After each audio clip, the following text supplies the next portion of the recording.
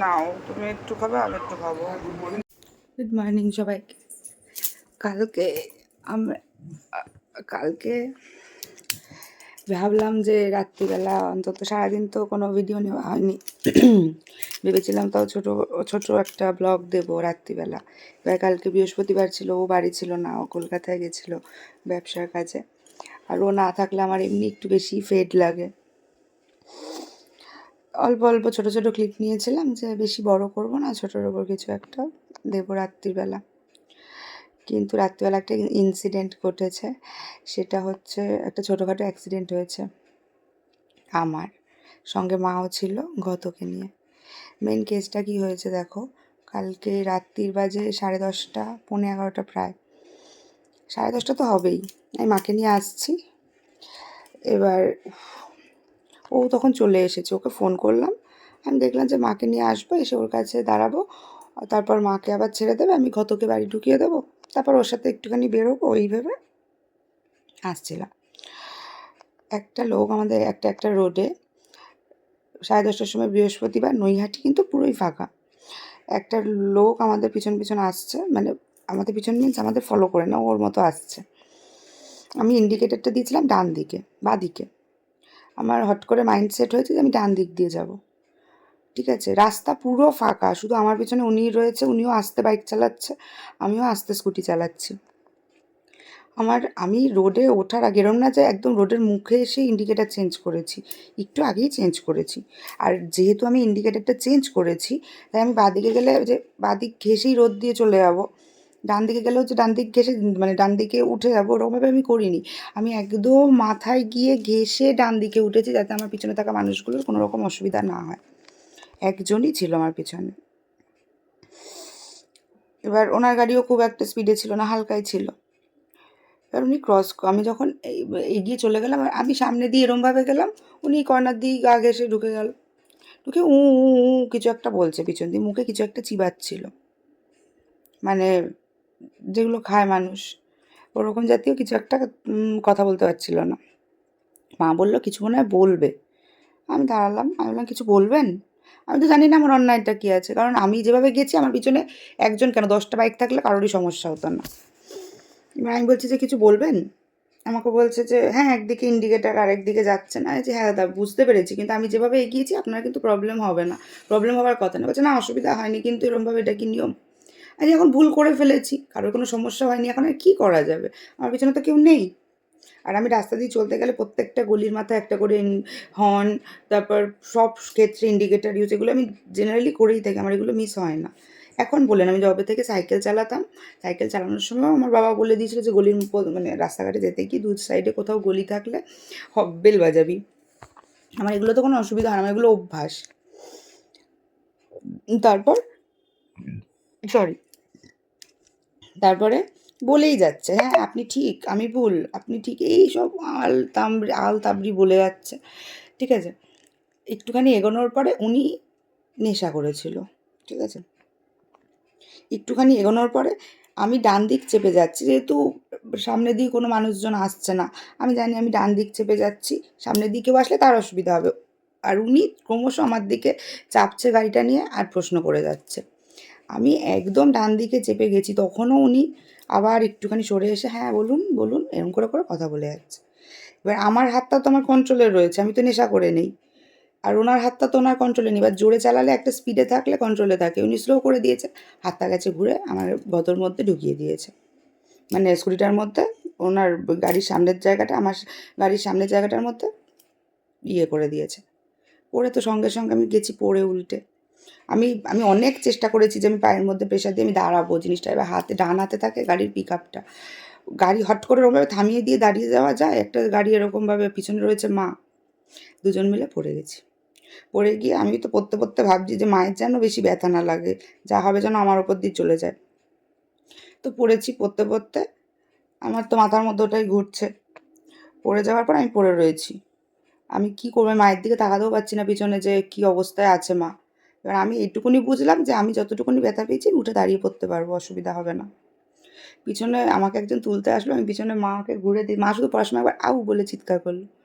আমি পিছনে মায়ের দিকে তাকাচ্ছি, দেখি মা উঠে দাঁড়িয়ে টাড়িয়ে পরে গা হাত পা ঝাড়ছে, মানে ব্যথা ট্যাথা লাগেনি। আমি তখন দেখলাম আমার পাটা একটু ব্যথা করছে বাঁ দিকটা, আর ডান দিকে পায়ের জয়েন্টটা একটু ব্যথা হয়েছে, মানে পায়ের জয়েন্টটা সিটে বসলে, সিটে গুঁতো খেলে জায়গাটা হবে একদম পায়ের নিচের দিকটা জয়েন্টটা, ওই জায়গাটা ব্যথা। আমি উঠে দাঁড়ালাম, আমার তো হাত পা পুরো কাঁপছে। লোকটাও দাঁড়িয়েছে, লোকটা দাঁড়িয়ে বলছে আমার যদি কোনো দোষ থাকতো তাহলে কি আমি দাঁড়াতাম? যে এত লোকের মাঝখানে, এত ভিড়ের মাঝখানে আপনি যেতেন কোথায় নৈহাটিতে থেকে? আপনি তো, আমি মানে বলিনি সবার সামনে যে আপনি নেশা করেন, ওখানে যারা ছিল তারাই বলছে উনি তো দাঁড়াতেই পারছে না, কথাই বলতে পারছে না। সবাই দেখেছে, যারা যারা ছিল আসছিল ওই রাস্তা দিয়ে, বলছে আমরা তো দেখছি দিদির দিকে বারবার করে গাড়িটা নিয়ে নিয়ে যাচ্ছে আর কি সব বলছে। আমরা তো ভেবেছি ও দিদির সাথে একসঙ্গেই আছে, মানে ভাবুন রাস্তাঘাটে মানুষ, মানে এরকম দেখলে তো সবাই তাই ভাববে যে নয় আমার সঙ্গে রয়েছে, নয় আমি ওনাকে প্রশ্রয় দিচ্ছি কোনো বিষয় নিয়ে রাস্তার মধ্যে, মানে যেটা ভাবে মানুষজন দেখলে, কারণ সামনে থেকে না দেখলে তো বোঝা যায় না দূরে কি ঘটছে। তারপরে ওনাকে তো উনি গজগজ করতে করতে চলে গেল, বলছে আপনি গাড়ি চালানো শিখুন। আমি যে আমাকে কাউকে শেখাতে হবে না, আমি রোজ একদিন অন্তর একদিন গাড়ি নিয়ে বেরোই নৈহাটি, পুরো নৈহাটি জানে আমি কিভাবে গাড়ি চালাই। আর আমার ওই গাড়ি, হ্যাঁ আমি ফাঁকা রাস্তায় কখনো কখনো একটু জোরে করলাম, একটু এগিয়ে গেলাম, সেটা আলাদা বিষয়, কিন্তু এই গাড়ি যাচ্ছে একটু জোরে নিয়ে কাটিয়ে কাটিয়ে এরমভাবে এরমভাবে সামনে টোটো অটো বাইক সব কিছু কাটিয়ে বেরোচ্ছি, এই জিনিস আমি কোনোদিনও করিনি, আমার ভালোও লাগে না।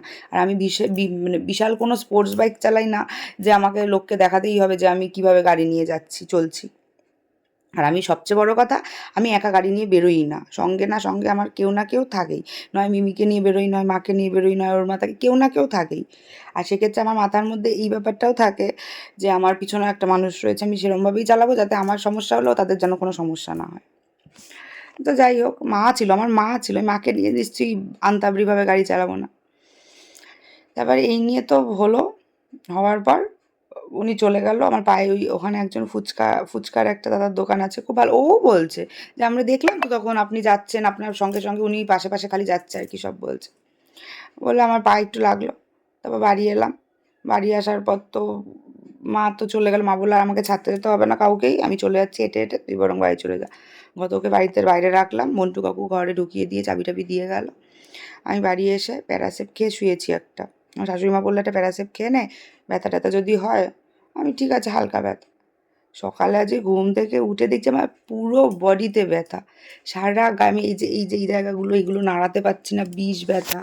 এইখানটাতে মনে হয় আমি খুব সম্ভবত হ্যান্ডেলটাতে, এই জায়গাটাতে হ্যান্ডেলটাতে গুঁতো খেয়েছি, কালছিটে পড়ে যাওয়ার মতো অবস্থা।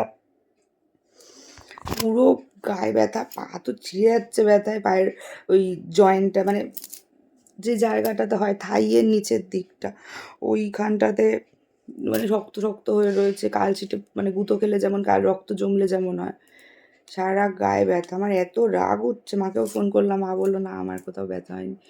আমার এত মাথাটা গরম হয়ে যাচ্ছে না কি বলবো।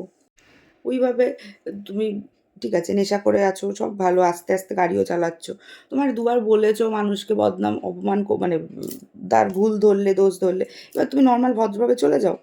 ও প্রশ্ন করে যাচ্ছে, মুখে কী সব চিবিয়ে যাচ্ছে, অদ্ভুত অ্যাক্টিভিটিস, মানে তোমার ওনার অ্যাপিয়ারেন্স দেখলেই তোমার মাথা গরম হয়ে যাবে, এরমভাবে যাচ্ছে।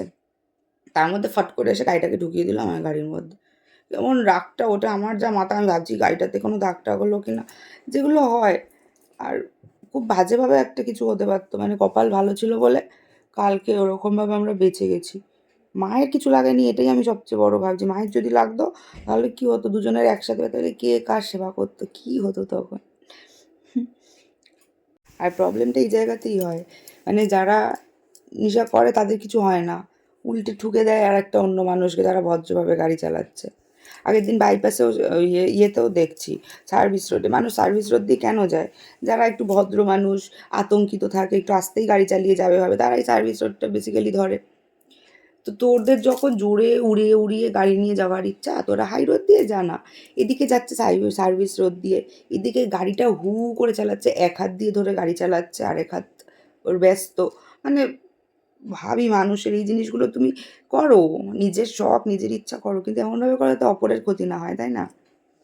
তো কালকের দিনটা আমি জানি না ভাই কার মুখ দেখে আমি রাস্তায় নেমেছিলাম, আমার মানে একটা অস্বস্তি, একটা ব্যথা সব সময় হচ্ছে, আবার আজকে খেয়ে উঠে ওষুধ খাবো, রান্না টান্নাও আজকে আর করতে মানে আমি দাঁড়াবো, আমি এই ডেনাটাই নাড়াতে পারছি না, এইখানটা আমি তুলতেই পারছি না, ঠিক এই সব জায়গা দিয়ে ব্যথা। আর এইখানটা তো সেম, প্লাস এই জায়গাটাতে আমার মনে হয় ওই হ্যান্ড, এটা যখন পড়ে গেছিলো তখন ওই হ্যান্ডেলটাতে মনে হয় গুঁতো খেয়েছি বা কিছু, তখন তো বুঝতে পারিনি, এখন এই জায়গাটা টাচ করতে পারছি না। আজ একটা ব্যথার ওষুধ খেয়ে নেবো দুপুরবেলা, দেখা যাক। সন্ধান হয়ে গেছে। আজকে ভেবেছিলাম একটু পটল বা ঝিঙে দিয়ে একটা কিছু বানাবো, আজকে তো নিরামিষ শুক্রবার, কিন্তু রান্না আমি আর করিনি। ও খুব ব্যথা করছে হাত ফাত নাড়াতে। স্নান করে পুজো দিয়ে এলাম। পটল আর ঝিঙে কিছু খেতে ইচ্ছা করছিল আজকে। সয়াবিন বানিয়েছে, সুন্দর গন্ধ বেরোচ্ছিলো যখন সয়াবিন করছিল শাশুড়ি, কিন্তু জানি না এবার নিরামিষ না আমিষ করেছে, বুঝতে পারছি না। আমিষ করে মানে পেঁয়াজ রসুন দিয়ে হয়তো করেছে। বেগুন ভাজা করেছে, বেগুন ভাজা উচ্ছে ভাজা এগুলো ভালো লাগছে, কিন্তু সয়াবিন আমার মোটামুটি লাগে। আমি পেঁয়াজ রসুনের সয়াবিনও খুব বেশি পছন্দ করি না, আর নিরামিষ সয়াবিন তো একেবারেই পছন্দ হয় না। কিন্তু ইয়ে কি বলতে চাচ্ছিলাম, কিন্তু আমার ওই ঝিঙে দিয়ে বা পটল দিয়ে কিছু একটা খেতে ইচ্ছা করছিল। উচ্ছে ভাজা বেগুন ভাজাটা ভালো খাবো, ওটা ভালো লাগে। এটা হচ্ছে আজকের মেনু: ডাল, উচ্ছে ভাজা, বেগুন ভাজা, ভাত, সয়াবিন, আর হচ্ছে পটল। দেখেছো, মানে মন থেকে কিছু চাইলে না সেটা পাওয়া যায়। আমার আজকে ইচ্ছাই করছিল ঝিঙে বা পটল দিয়ে কিছু একটা খেতে, মানে এরকম গোটা গোটা পটলেরই। আর সেটা এটা যে আছে আমি তো সেটাও জানি না। আমি যে থালাটা নিয়ে যাব আমার তাও হাতে লাগছে, এত ব্যথা হয়েছে হাতটাতে। নিরামিষ রান্না কিন্তু ভালো হলে ভালোই লাগে না? ভালোই খেলাম কিন্তু, বলো। সয়াবিনটা খুব সুন্দর হয়েছিল, নিরামিষ সয়াবিন, কিন্তু পেঁয়াজ রসুন দিয়ে করেনি, কিন্তু ভালোই লাগলো। আমার নিরামিষ সয়াবিন ভালো লাগে না, কিন্তু খুব ভালো লাগলো খেতে, সুন্দর হয়েছে।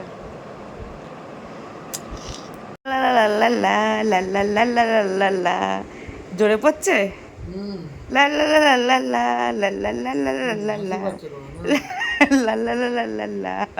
না না বিকেলের আগে থেমে যাবে, এখন তো পড়ছে, এখন তো বাইরে হইতে পারো বানা তুমি। মিটিংটা যাবা, ভিজা ভিজা যাবা, ভিজা ভিজা যাও, তোমার কে তাহলে থাইকা যাও, তুমি তো কোনোটাই করতে পারতাছো না গো, থাইকা যাও। বৃষ্টি কমেছে আর ফুট করে পালিয়েছে। আমিও একটা ব্যথার ওষুধ খেলাম, দেখি ব্যথা কেমন হয়, সেই বুঝে একটুখানি সন্ধ্যাবেলা হাঁটতে যাব। জানি না ব্যথাটা কমলে, হাঁটতে চলতে অসুবিধা হচ্ছে না, মেন হচ্ছে আমার উঠতে বসতে গেলে ব্যথাটা লাগছে ওই থাইয়ের নিচটাতে, আর হাত নাড়াতে গেলে আমার এই জায়গাগুলোতে খুব ব্যথা হয়েছে। তো এই ভিডিওটা এতটাই থাক, নইলে অনেকটা বড় হয়ে যাচ্ছে। যদি সন্ধ্যাবেলা কোনো অ্যাক্টিভিটিস থাকে ভিডিও করার মতো, বা আমরা যদি বেরোই হাঁটতে যাই, তাহলে ওটাও তোমাদের সাথে শেয়ার করব। এখনের ভিডিওটা এইটুকুই থাক, চললাম, টাটা।